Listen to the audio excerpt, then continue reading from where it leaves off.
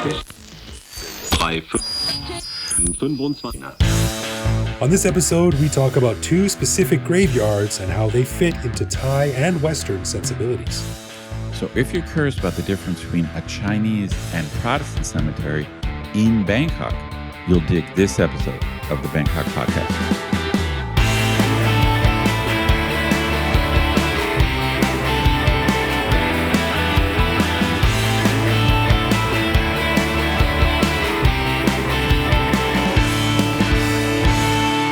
Sawadee krap, and welcome to the Bangkok Podcast. My name is Greg Jorgensen, a Canadian who came to Thailand in 2001 for a wee vacation with a buddy, but I never went home when I realized I still owed $5 to Bill at the end of the block. Hey, $5 was a lot of money back then. He's not getting it. And I met Knuth, an American who came to Thailand on a one-year teaching contract more than 25 years ago. Fell in love with trying to figure out how long it will be before a world-ending torrential downpour seems like it never happened. So I never left. What do you mean? Like you mean after a big rainstorm here, like a few hours later, it's all gone? I feel like it's like 20 minutes. This evening, I happened to be in a ridiculous downpour. Uh-huh. I mean, it's like you feel like the world is ending. Right? Yeah. And then I know in 45 minutes, this is Bangkok. This is a semi-tropical climate. In 45 minutes, it's like the streets are dry. It's very odd. It's very odd. Yeah, sometimes I come outside and I was like, oh, I see a couple little puddles. I'm like, oh, either someone was watering the parking lot or it rained. I didn't even notice. That's right. All right, we want to give a big thanks to all of our patrons who support the show. Patrons get every episode a day early, behind-the-scenes photos of our interviews, a heads up to send questions to upcoming guests, and access to our Discord server to chat with me, Greg, and other listeners around the world. But best of all, patrons also get an unscripted, uncensored bonus episode every week where we riff on current events and Bangkok topics. On this week's bonus show, we chatted about a new company called EV May that has begun offering tampons to the Thai market, which are not very common in Thailand. The results of our survey on whether our listeners prefer Benjikiti or Lumpini Parks. Spoiler, Benjikiti barely squeaked by for the win. And an update on Thai politics, which of late are equal parts Machiavellian and Byzantine with a dash of Game of Thrones. To learn how to become a patron and get all this good stuff, plus full access to over 800 bonus and regular back episodes, click the support button at the top of our website. When I was typing that, I was going to add in a little bit of Back to the Future, too, because it's just the same shit over and over again. Yeah, that would make it too complicated. Right. And don't forget, as always, if you have a comment, a show idea, or just want to say hi, head to BangkokPodcast.com. Click the little microphone button on the bottom right of the website and leave us a voicemail that we'll play on the show. All right. Well, in this episode, we follow a recent trend in our topics where we discuss our views and opinions on two iconic Bangkok landmarks. But this time won't be so much about which one is better, but rather a discussion on what makes each one cool and unique, and perhaps a bit of pondering on why Thais tended to avoid these places at all costs, while Westerners find them calming, beautiful, and even romantic. We are, of course, talking about graveyards. Now, Ed recently visited one of Bangkok's biggest Chinese cemeteries, and I have up on my screen right now a blog post that I wrote a few years back about my visit to Bangkok's Protestant Cemetery. So we're going to discuss why we think each one is cool in its own way, and what we understand about how they fit or don't fit into Thai culture. Now, Ed, this is an interesting one because one thing that I find fascinating about when you say Eastern versus Western is that you can say Eastern people, like Thai people in the East, Eastern religions, they're much more superstitious and believe in ghosts and therefore are scared of cemeteries. But you think about all of my friends who have Chinese relatives, and visiting the cemetery is one of the biggest holidays of the year for them. You know, Japanese people go to the cemeteries to pay respect to the dead too. So I don't know how it breaks up, and maybe we can talk about this a little bit more in the show. But it's just interesting to me that even within Asia, there's still factions about how people think of and behave around graveyards and spirits and things like that. Oh, for sure. You know, this generalization about being more superstitious. I mean, I guess, you know, as somebody who teaches critical thinking, you probably could measure, you know, I've seen some surveys on the percent of people who believe in ghosts in each country. I'm not sure. I'm not sure it breaks down perfectly east-west. I mean, I think a lot of times it comes down to, I think as people get more developed and more educated, and they learn more science in school, they could probably get somewhat less superstitious. But I don't know. Your generalization might be true. I mean, I know some pretty well-educated Thai people who are still superstitious, so it might be true. But the thing about cemeteries, just to make clear to our listeners, in general, Thai Buddhists perform cremation. So in general, even the phrase Thai cemetery is a bit of a misnomer to Thai people, because Thai people don't have cemeteries in general. Okay. But that's the first thing to realize for our listeners. Like the cemeteries that we're going to talk about are actually kind of exceptions. Like the number of cemeteries in Thailand is very, very low compared to back home, because most Thais are Buddhist and most Thai Buddhists perform cremations. So the cemeteries that exist are Christian, Muslim, or Chinese Thai. And those Chinese Thai, they might be Buddhist or Taoist or something, but so it's not a Thai Buddhist thing. Right. Let me ask you a question, though. How would you define graveyard? Because you go into a Thai temple and the walls and the stupas are full of the ashes of dead people. Well, they right. Okay. Yeah. Is that a graveyard? So you could call that. I mean, I'm not sure most families do that. I think that's often monks or people like that. So I'm not sure do most Thais do that? I don't think it's monks. I've seen men and women, families in walls like that. Someone I know recently found the grave of her like long lost mother. To be honest, I don't know much about what they do with ashes. But I normally would not call that a cemetery. But to me, it's burying in the ground. Yeah, I would agree. And also maybe the awesome force of the monks and the power of the Buddha, surrounding the temple offsets any negative aspects of having dead bodies laying around. Right. But I think you are correct in that maybe because Thais don't typically bury the dead. Yeah. That they also are not into graveyards. For them the graveyards are kind of foreign, and they would associate graveyards with ghosts and a scary place, which for us is true in kind of a childlike sense. And but I guess some adults, Western adults probably don't like graveyards. But I was surprised talking to you, but I've also known this in the past. The graveyards are actually tourist attractions, like in Europe and stuff. It's a little bit. It's not a thing I would do, but graveyards are on the map, so to speak. Really? Yeah, man. Like when I was back in Canada a few months ago with my son, and whenever I'm in Victoria, where my mom lives, we always go to the Oak Bay Cemetery, which is it's right along the ocean. It's beautiful. It's really relaxing, and we look at the graveyards of people, the gravestones, and we sort of talk about where they were and how they died, and sometimes there's stories and families there. I find them interesting. And then years ago when I was in Paris, I remember we had one morning left in the city, and my girlfriend and her friends wanted to go to see Versailles, and I broke off from the group, and I was like, I can see Versailles another time. I really wanted to see Père Lachaise Cemetery, which was where Jim Morrison, Edith Piaf, Chopin, all these famous people are buried, right? And it's it's just gorgeous. But legit tourist attraction. I'm not sure that this is I'm not sure if this is a good question.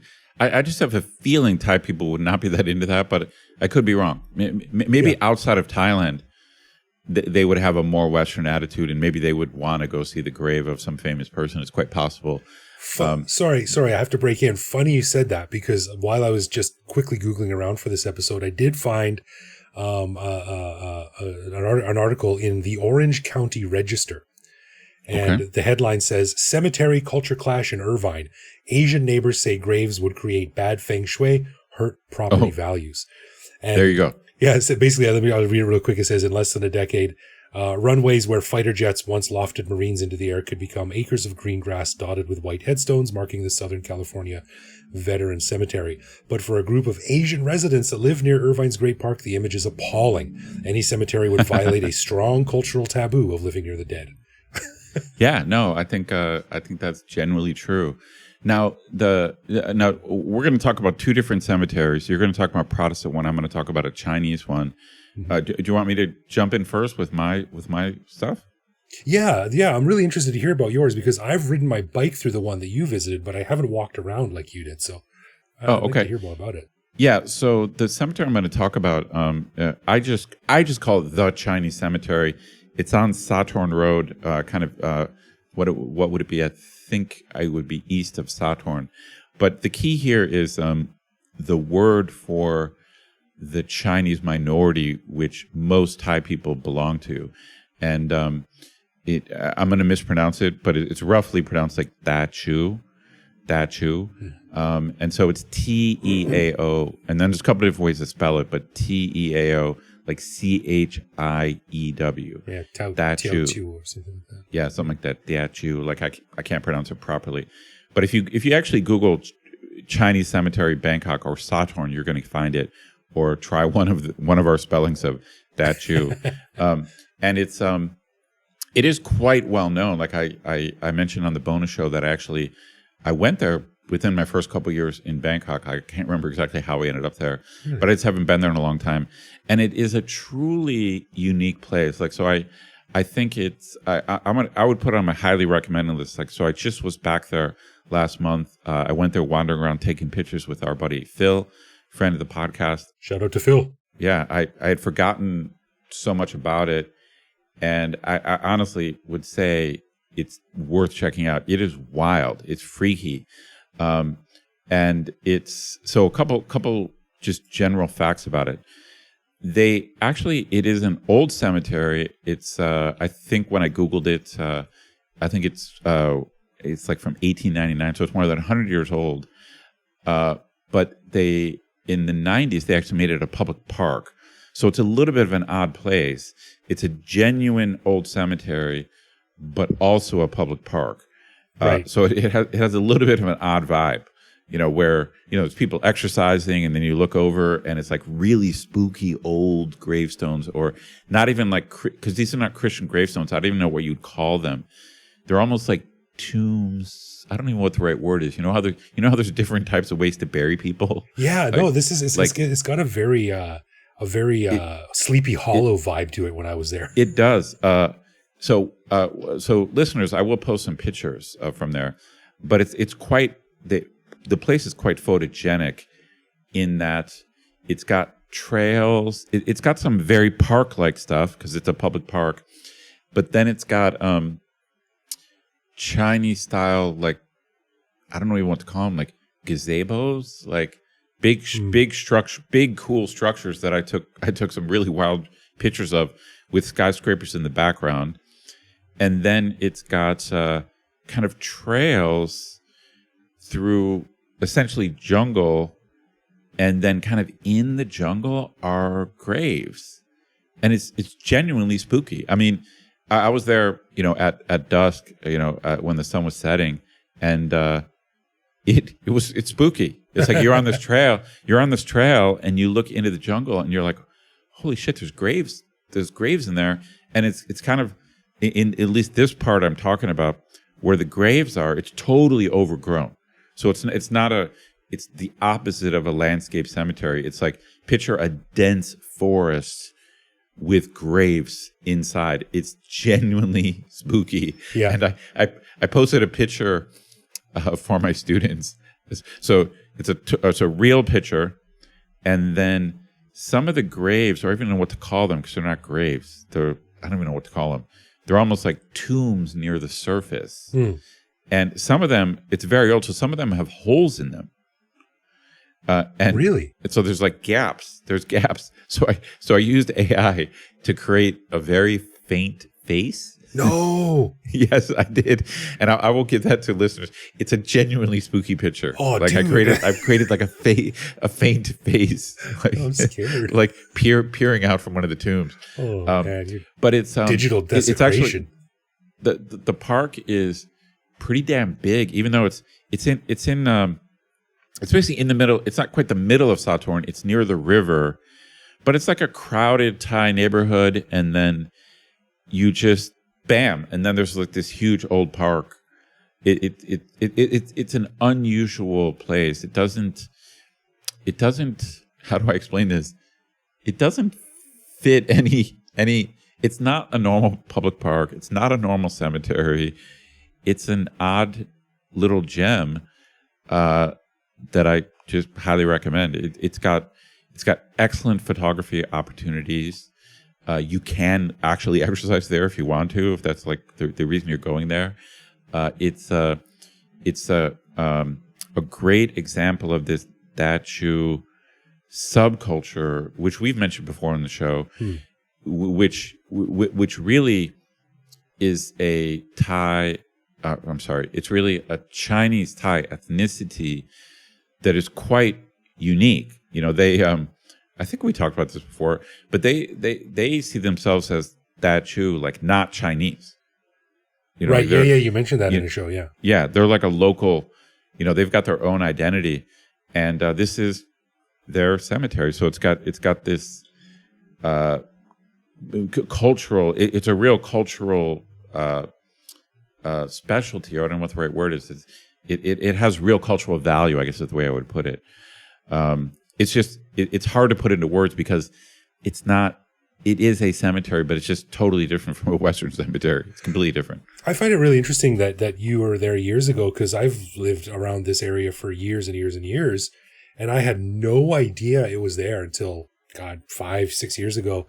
And I was out on a bike ride with a friend, and he took us back behind there. It's sort of like back behind St. Louis Hospital. That's right, and the Catholic See and stuff like that. So. What's that? Wait, let's give our listeners. What's that BTS stop? Is it Surasak? Surasak, yeah, Surasak. By Surasak, yeah. You can almost see it from Surasak Station. That's right. BTS Surasak. It's near there. It's definitely worth a visit. I don't want to.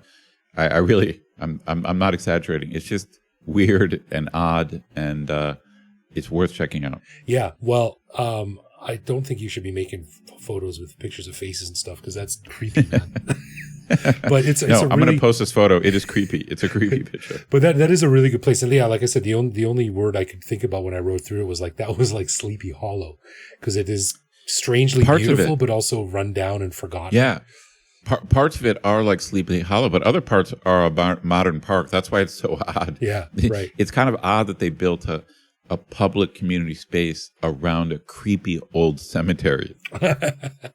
Well, that's cool. I got to head back there. I haven't been there in years. But another one that I want to head to, and this is something that I actually wrote a blog post about years ago, was the Protestant Cemetery, which is up on Charoen Krung 71, I believe. 72/5. That's where it is. Sort of down towards Asiatique a little bit. And the reason I went out there was actually quite interesting, because I don't know if you know, but the soy that runs along the river right next to the Sheraton Hotel down by River City is called Soy Captain Bush. And for the longest time, it's one of those weird things you just never really think about it. And I was like, one day I said, who's this Captain Bush guy? So I decided to find out, and I went into a bunch of research online. So basically, Captain Bush was Thailand's first harbor master, and he was in charge of making sure all the foreign ships coming to trade with Thailand when they came to Bangkok could get up the mouth of the Chao Phraya properly and into the customs house and all things like that. Oh, and wow. He actually had a house on this street by the Sheraton, so they called it Soy Captain Bush. So, cool. Anyway, I found out that he was buried in the Protestant cemetery, and I'd never been there before. So me and my buddy Dave, we walked from the Sheraton all the way up to Charoen Krung 72 and went to the Protestant cemetery. And it's actually a really, really beautiful Western style cemetery. Okay. Is it big?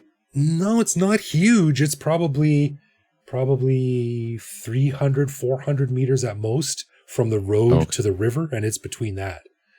Oh, gotcha. And the notable thing about it is that it's got a lot of really, really interesting graves there. How old are the graves? Like what are the years of people who are buried there? Well, I'm not actually sure what date it's from, but most of the graves there seem to be sort of from the mid to late 1900s to the earliest 20th century. And that jives with how far out on Charoen Krung Road was back then. It was probably sort of being used a lot by foreigners on horses and the new cars and things like that. So there's probably a lot of foreign communities out that way. But some of the most famous people there are really notable people. And of course I did find Captain Bush's grave. It's a nice little obelisk on a plinth that's on top of a slab of marble on the ground. Oh, wild. Yeah. And there's a lot of notable people buried there. For instance, there's, I believe it's Dan Beach Bradley. He's the hero to our pal Ricker, who's season 1, veteran of the Bangkok podcast. But, he was the guy who made the first Thai English dictionary. Oh, wild. Yeah. There's, I can't remember the names. I'm sorry if I'm forgetting, but the Nielsen from the Nielsen Hayes Library, they're buried. Oh, wow. Okay. They're buried there. Captain Bush. But what I also found interesting about it was a lot of the gravestones and a lot of the stories on them are kind of heartbreaking and talk about like, here lies someone taken from us in a car accident in Hanoi, or, things like that. Yeah. And then there's like another one. There's like a lot of kids that are buried there. They were like, I'm sure, 10, 12 years old. Some of them drowned. Like there's a lot of information on these epitaphs that are carved into these carving stones. Anyway, I've never been at all. Yeah, it's really, really interesting. Here's reading from my blog that I'll link to in the show notes here. But I said inscriptions back then gave a lot of detail often about how a person died. One headstone said its tenant was killed in a traffic accident in Saigon. Another of how its tenant had drowned in Walla Walla, Washington. Weird. Yeah, it's the lives of early expats must have been so weird. I mean, okay, we have this whole podcast about being an expat in Thailand now. Like we have endless stuff to talk about, and Bangkok is so modern. Like, can you imagine what it would be like to be in Thailand in 1860, 1870, 1880? Can you imagine that when the Grand Palace is the tallest building in the entire country? Like, what a trip that would be. I just can't imagine what it's really. I mean, we find ourselves in situations where it's odd being a foreigner here now. Yeah. Can you imagine in 1880 walking down the street as a white dude? Just on the dirt roads with your cotton collar tied buttoned all the way up to the top and your top hat on. Like, oh my God. Oh my God. Yeah, now I gotta check this out. You'd like it, man. Some good photography opportunities down there. And yeah, some really, it's like dense with very notable people from Bangkok's early 20th and 19th century expat community.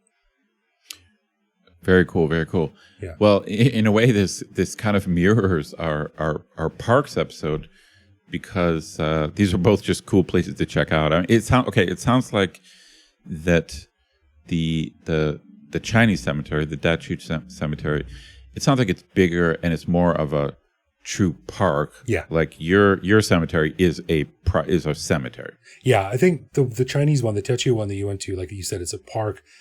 This one is much more of a traditional Western cemetery where you go there to mourn and remember, not exercise now, I wonder, and stretch. Okay.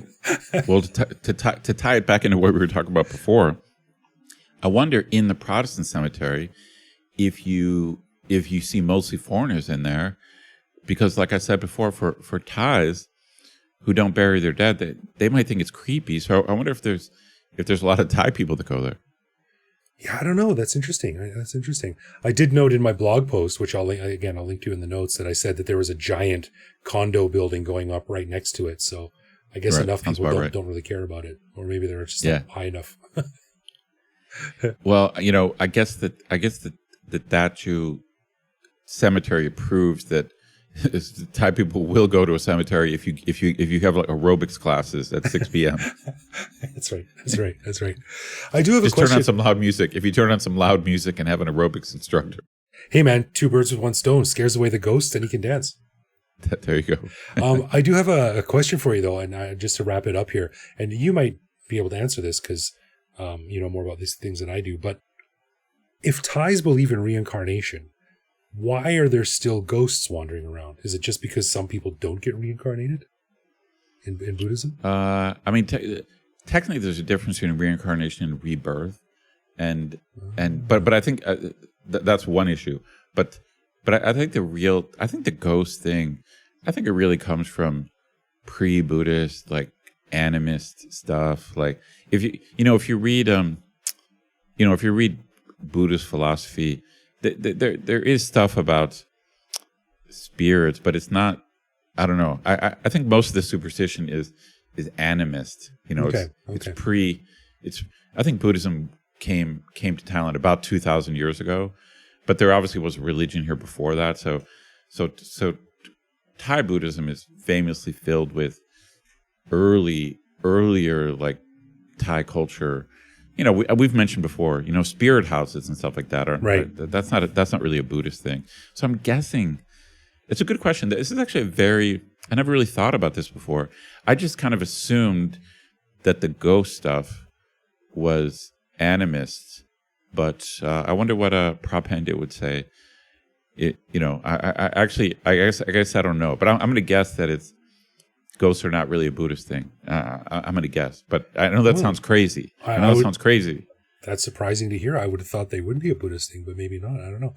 I just didn't want to sound like the guy that'd be like, "Hey, well, if humans evolved from monkeys, why are there still monkeys?" You know. Yeah, it's a good question. You know, as someone who teaches critical thinking, I think of it more of like a human brain thing. Like, I think it's kind of natural to be superstitious and I think you got superstitious people everywhere in the world, even though it might not be totally equal. But it's a good question. It seems that I do think there's a difference between the more Chinese Thais and the less Chinese Thais. I think there might be a difference. You know, I don't think they're exactly the same. Well, time to get an expert on. We'll have to have our buddy Prop Panda come back on and talk about ghosts. Yeah, I mean, yeah, it actually, I like that question. Like the role of ghosts in Buddhism. It's good. Yeah. It's a good question. All right, there we go. There's another show idea. Cool, man. Well, I got to head back to that Teochiew Cemetery, Teochiew, or whatever we say. Maybe we'll do a Bangkok podcast field trip day with a theme of dead people or something. All right, let's get into some love, loathe, or live with, where one of us picks a particular aspect of living in Bangkok, which we discuss to decide if it's something we love about living here, loathe about living here, or have come to accept as something that we just have to learn to live with, no matter how we feel about it. And this week, it is Ed's turn. What do you got for me, man? All right, I got something a little bit weird. It's topical because I just got caught in a massive rainstorm, and it made me think of this topic. So this is something very general, like it's a worldwide thing, but I'm curious what your take is on umbrellas in Bangkok, because over the years I've changed my opinion about them. Obviously, especially during rainy season, we get torrential downpours. Are you umbrellas are totally worth carrying all the time? What's your take on umbrellas? Are you a believer? Is it worth it? Are umbrellas worth it? Interesting.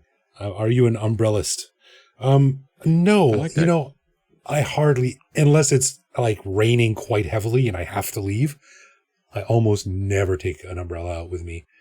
I think I would much rather get a little bit wet and dry off than have to worry about carrying this stupid thing around with me all day. And I think, like, how far can I get and how much awning is there between me and the SkyTrain that I can skip under and duck under to avoid the rain or something like that. So I will put up with a lot of rain to avoid carrying an umbrella. It's funny. That's almost exactly how I would have put it. Oh, really? I do not. I go through phases where I think I probably should carry an umbrella. They make sense. It's the rainy season. There's going to be a downpour. But invariably, I I either lose it, or even if I bring it with me, if I bring an umbrella with me one time and it doesn't rain, I feel like an idiot. You know what I mean? Yeah. It's like I don't know why. For some reason, when I get caught without an umbrella, it doesn't bother me. Right. You know? Well, you're carrying one and it's not raining. When I carry one around all night because it's supposed to rain and it doesn't, I hate it. I feel like an idiot. Yeah, then you become a little kid again. Like, everyone's going to make fun of me walking down the street. Look at that moron and his umbrella in the dry sky. I am anti-umbrella. I mean, loathe is probably a little bit strong, but I've lost too many over the years. Like every time I go through a phase where I decide to carry one, I end up regretting it. So I just, like I joked about in the intro, oftentimes when it pours, it's over in 15 or 20 minutes or 30 minutes, or I feel like it almost never rains for more than 45 minutes. I'm like, am I wrong? It's like, it's pretty rare. I don't know. Yeah, I mean, it rained this afternoon here for probably a good hour and a half, but yeah. I mean, I'm a waited out guy. I'm, like you said, I'm a dash under the awnings guy. Yeah, totally. I just, and then actually, I think we might have done a Love Load to Live with us on this. Occasionally, I do the plastic bag thing, because I don't carry an umbrella, so I'll grab a plastic bag somewhere, like a food lamp, and I'll just put it over my head so my head doesn't get soaked. That's funny. But I'm pretty anti-umbrella. It ain't worth it, man. Yeah, even a little one. It's just, I can't imagine being a woman and having to carry around a purse all the time. Like, right. It's just such a freedom being a guy and just having your hands swinging at your sides. Yeah, I'll go to great lengths to avoid having to carry something. Yeah, so I'm a loathe bordering on live with, I guess, when I have to. Agreed. Nice. Good one. All right. A final thanks to our patrons who support the show. Patrons get a ton of cool perks and the warm, fuzzy feeling knowing that they're helping in our never-ending quest for cool content. Find out more by clicking support on our website. And connect with us online. We're Bangkok Podcast on social media, bangkokpodcast.com on the web, or simply bangkokpodcast@gmail.com. We love hearing from our listeners and always reply to our messages. Yeah, baby. You can also listen to each episode on YouTube. Send us a voicemail through our website. We'll feature that on the show. Hit me up on Blue Sky. I am BKK Greg. Thanks for listening, everyone. Stay dry, with or without your umbrella. And we'll see you back here next week. No doubt.